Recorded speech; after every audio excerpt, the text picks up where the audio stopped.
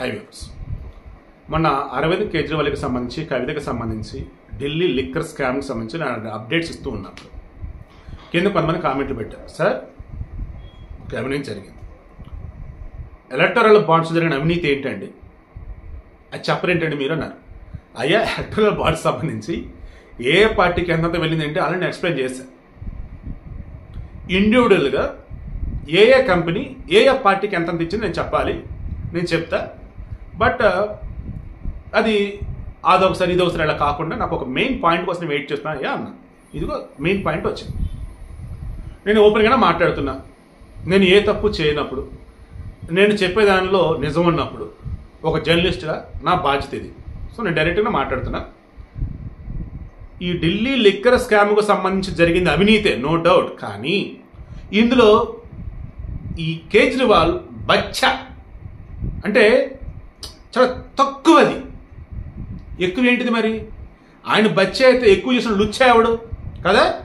ఆ లుచ్చా ఎవడు? ఈ ఎలక్టరల్ బాండ్స్ చూస్తే ఆ లుచ్చా ఎవడో మీరే చెప్తారు. ఒక కంపెనీ మీద ఐటీ దాడులు జరిగాయి.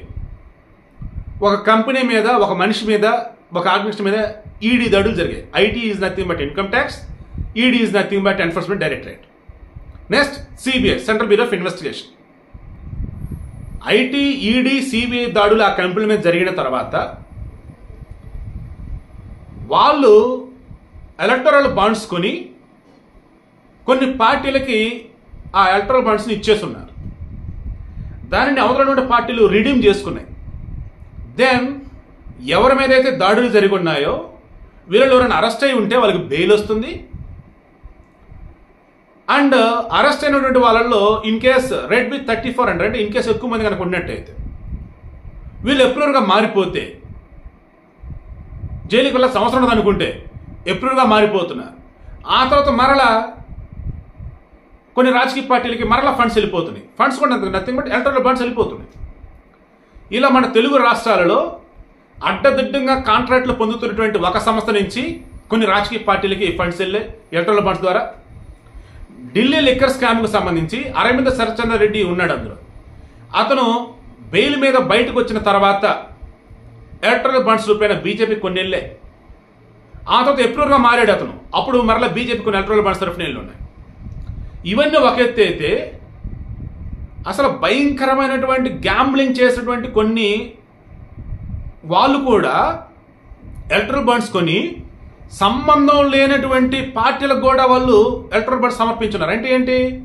వీళ్ళు ఎక్కడో ఏదో చేస్తారు, బట్ వీళ్ళు హెల్ప్ చేయాలి, లేదా ఇక్కడ వీళ్ళ దగ్గర ఏదో లాబింగ్ చేస్తున్నాడో అతను తెలియదు. ఇలా చెప్పుకుంటూ పోతే యావత్తు దేశవ్యాప్తంగా బీజేపీ కానీ, తృణమూల కాంగ్రెస్ కానీ, డిఎంకే కానీ, వైసీపీ కానీ, టీడీపీ కానీ, బీఆర్ఎస్ కానీ, కాంగ్రెస్ కానీ, దేవుడా ఇలా లెక్క తీసుకుంటా పోతే దీని అమ్మ జీవితం.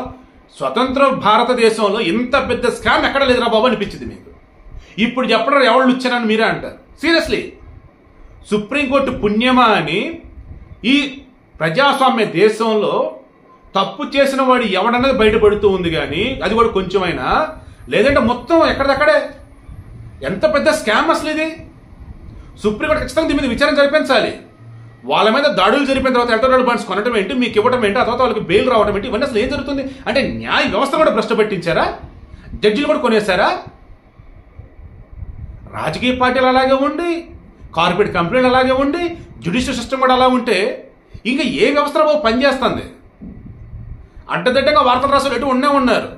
వాడికి నచ్చిన మీద పాజిటివ్ రాస్తాడు, నచ్చడం మీద వచ్చేసి రకరకాలుగా రాస్తూ ఉంటాడు. మీకు అర్థమవుతుందా? ఈ ప్రజాస్వామ్యానికి 4 పిల్లర్లు అంటూ ఉంటారు. Legislature, that means political system, గెలిచి చట్టసభల్లో ఉండేవాళ్ళు. జ్యుడిషియరీ, దట్ మీన్స్ న్యాయ వ్యవస్థలు, అందులో లా అండ్ ఆర్డర్ కూడా అదే అక్కడికే వచ్చింది, పోలీసులు కూడా. నెక్స్ట్ అడ్మినిస్ట్రేషన్, బ్యూరోక్రాట్స్, ఐఏఎస్లు. 4th one is media. అన్నీ అలాగే ఉన్నాయి అసలు. ఇప్పుడు ఇదిగో పలానా పత్రిక, పలానా ఛానల్ వీళ్ళకి ఫేవర్గా ఉండిద్ది అని అనకుండా ఉన్న ఒకటి చూపించండి నాకు. లేదు, వీళ్ళంతా జెన్యున్గా చెప్తారు కానీ వాళ్ళు కొంచెం ఫేవర్గా ఉంటారు. సో కరప్టెడ్ అండి, సిస్టమ్ అంతా కరప్ట్ అయిపోయింది.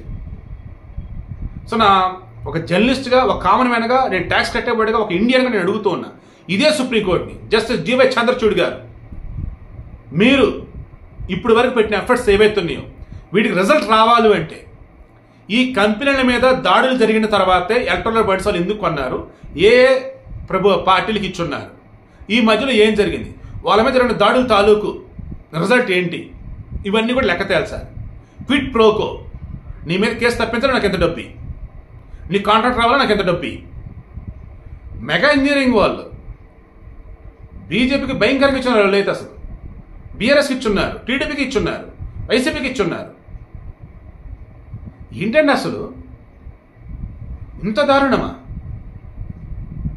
ఒక రకంగా అఫీషియల్ ఫార్మాట్లో ఉన్నటువంటి లంచం అన్నట్టు అనుకోవాలి దీన్ని. పేరుకి ఎలక్టోరల్ బాండ్స్, బట్ క్లియర్గా ఇచ్చినటువంటి లంచం ఇది.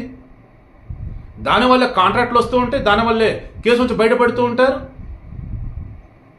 ఇప్పుడు చెప్పండి, ఈ అవినీతిలో ఎవడ బచ్చా ఎవడు లుచ్చా కింద కామెంట్లో తెలియచేయండి.